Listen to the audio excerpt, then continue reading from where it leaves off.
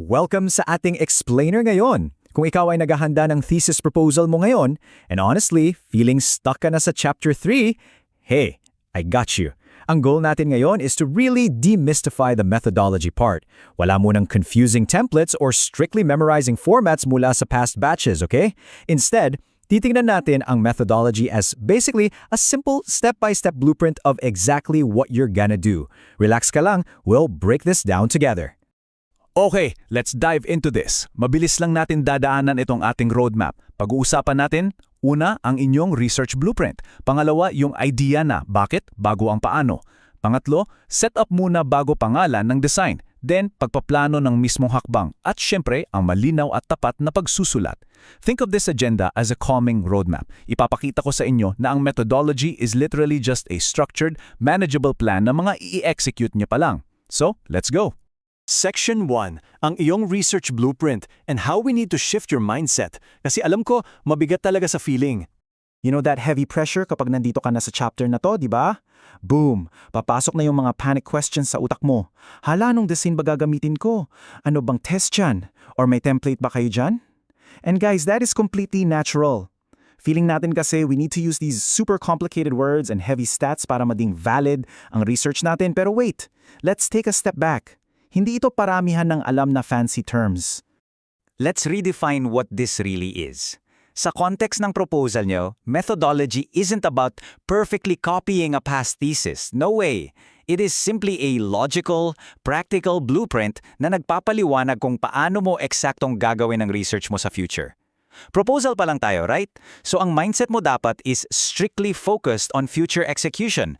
You're basically planning a house. Kailangan malinaw yung blueprint bago ka maglagay ng kahit isang laryo. That brings us to Section 2, bakit bago, paano, aligning with your objectives. Kasi this is the foundation of your blueprint. So, the crucial point here is bawat galaw mo sa proposal mo needs a solid reason. Meron tayong golden rule. Walang method na walang dahilan. Hindi tayo pipili ng method just because uso siya or yun ang ginamit ng best friend mo. Nope. We choose methods exclusively because sinasagot nila ang specific research objectives mo. Plain and simple. Kung hindi tugma yung method sa objective, you're literally just guessing. So bago mo i-stress ang sarili mo sa pag-pick ng design, I want you to literally pause. Huminga ka muna, and then strictly answer these 3 fundamental questions. Ano ba talaga ang gusto mong malaman? Ano ba ang gusto mong ikumpara? At ano yung mga bagay na dapat manatiling pareho or controlled? Try answering these in plain everyday words. Pag nagawa mo to, boom! No more disorganized setups or forced methodologies. Moving on to Section 3, Setup, bago pangalan ng design. Ito yung part na titigil na tayo sa kakabisado. I see this all the time, especially sa agriculture and science students. Nakaka-overwhelm i-memorize yung mga complex design names na yan. Pero here's the secret. The correct design is naturally born from your specific setup, hindi yung baliktad. Look at this table. Kung dalawang bagay lang ang ikukumpara mo, like my fertilizer versus wala, madalas t-test lang yan. Kung isang factor tapos equal yung condition sa area, let's say sa loob ng greenhouse, that's your CRD, or completely randomized design. E paano kung kailangan mong i-control yung uneven conditions, like soil variation sa field? Doon pumapasok yung RCBD. Pag higit sa isang factor simultaneously, factorial design yan. And kapag may main factor tapos may sub-factor pa, that is your split plot design. See, your actual experiment dictates the design naturally.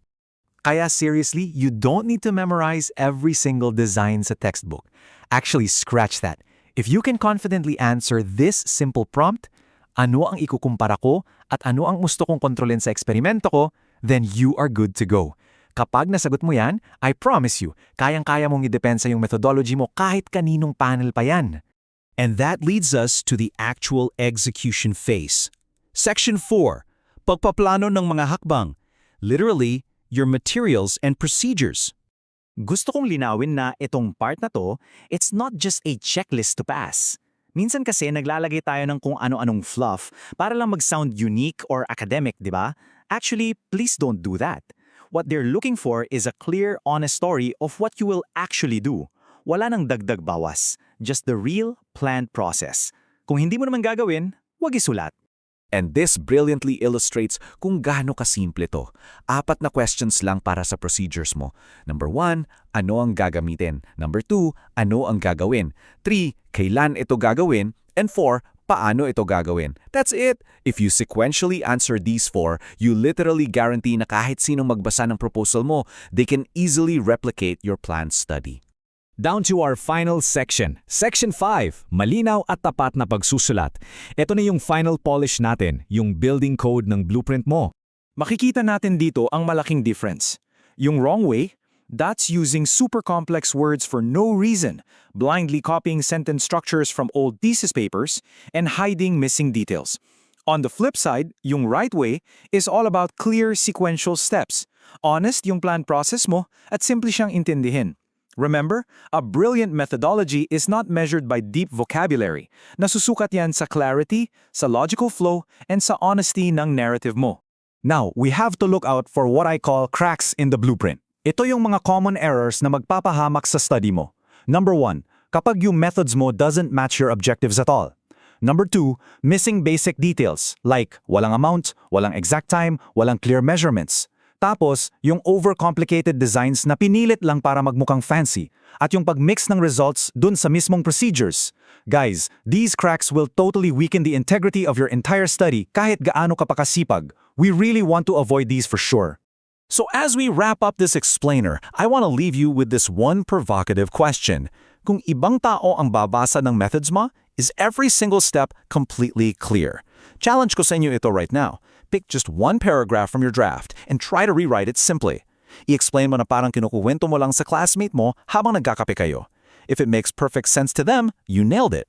A methodology is not a roadblock, it's your roadmap. Sana mas nakikita nyo na ngayon kung paano to buuin ng maayos. Keep pushing with those thesis proposals, you guys got this.